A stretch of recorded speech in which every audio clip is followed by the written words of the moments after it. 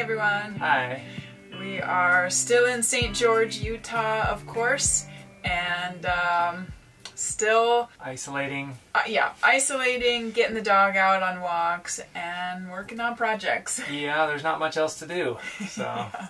So we thought we would just make a video about the things we're doing around the RV while we've got this downtime, and surprisingly enough, even though Brad is still working his full-time job, we're managing to get quite a bit done, so that's a good thing. Yeah, and we're finding a lot to do that we didn't know that we wanted.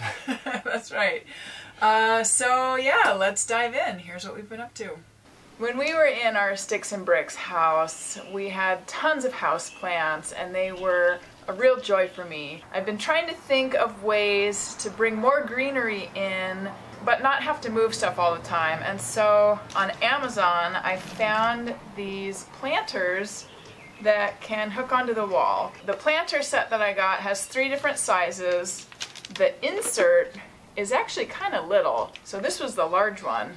So I'm going to divide this pothos between the 3 sizes and then find different places to put them up in the trailer.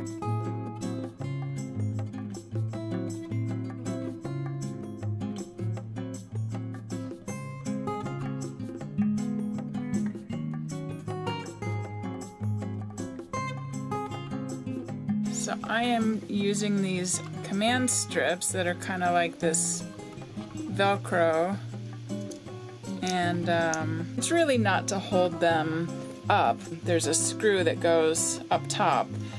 These are more just so that it sticks to the wall and doesn't slide around and scratch the paint while we're driving, and just gives it some reinforcement.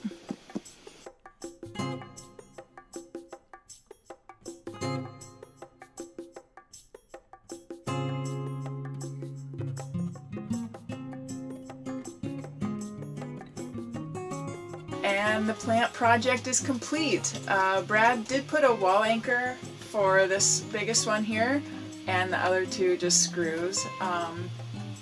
But yeah, they turned out great. We've got one over by his desk, and one that we can see while we're laying in bed, and this one. Time will tell how the soil does, or if it stays put as we're bouncing down these BLM roads.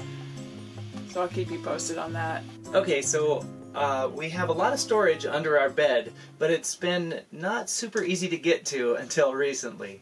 We do have a big hinge on the back that allows it to lift up, but we had to just lift it manually. We finally got around to installing some springs that automatically lift it up. But before I demonstrate that, I just want to point out that we have this overhanging platform. The platform overhangs a little bit here.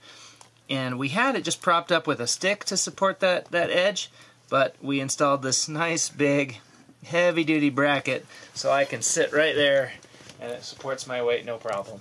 Okay, so to lift up the bed, we just have to put this corner up over the counter first of all, because it would otherwise get stopped on there. And then we lift up the blinds, get them out of the way, and then we lift the bed. Whoops. Is that empty? Yeah. Okay. And it doesn't take much effort to lift the bed at all, because the springs are really pushing up hard. And you can kind of take a look at what those look like. This plywood is very thin, so I installed the spring with this wood to kind of distribute the weight a little bit. A little wood plank on either side. That allows us to still have a really thin bed platform that's lighter weight than a thicker piece of plywood would be. As a side note, we've had this little thing under our bed for a while. I don't know, what do we call this? We'll put it up. We'll put a name up there. What it does is it lets the mattress breathe a little bit so that it's not just like totally stuffy and getting moldy underneath there. Yeah. It promotes airflow by holding the mattress just a little bit off of that wood. Here, lay it flat. Yeah, like that. It seems to be working great. Yeah, absolutely. And then when it's time to push it back down, you just push.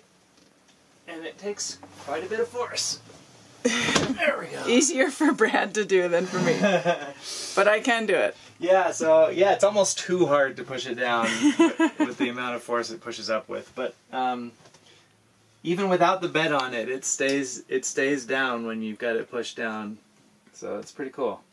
We also upgraded the bathroom faucet that we've wanted to do for quite a while. The old faucet was nothing too special, and it was really low. It was like down here, so you had to the water came out much lower. It's nice to have it much more open now. You want to demonstrate it? Sure. Yeah. So one gotcha with this new faucet was that since this is a little bit heavier than the old one And taller. and you're turning it on by pushing up and down instead of twisting, we noticed there was quite a bit of flex in the sink because it is just hollow under here. It's just a really thin piece of plastic and it's hollow. The sink, there's not much to it.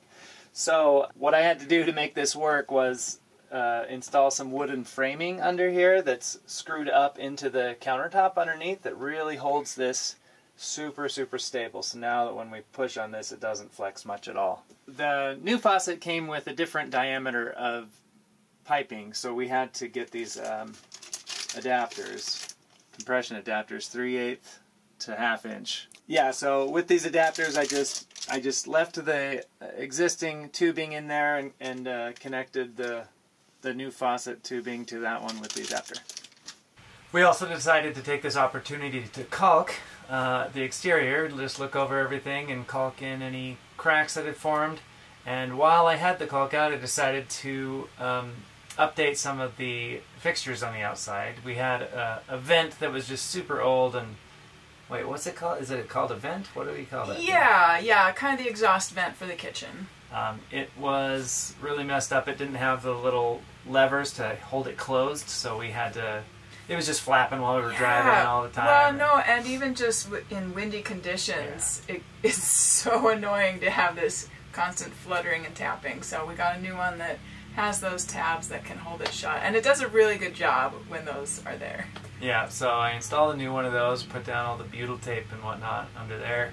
We also had a latch for one of our bays that was just a little bit off, so it wouldn't hold the bay door open, so I just moved that over. We also had a light on the outside of the RV for the tongue area that just got completely ruined because it got water in it and it damaged it, and so I replaced just the way it was made, it had these like holes in it that allowed rainwater to come in. Yeah. Over the last weekend, we celebrated Maggie's birthday. Yeah. With some gluten-free cake.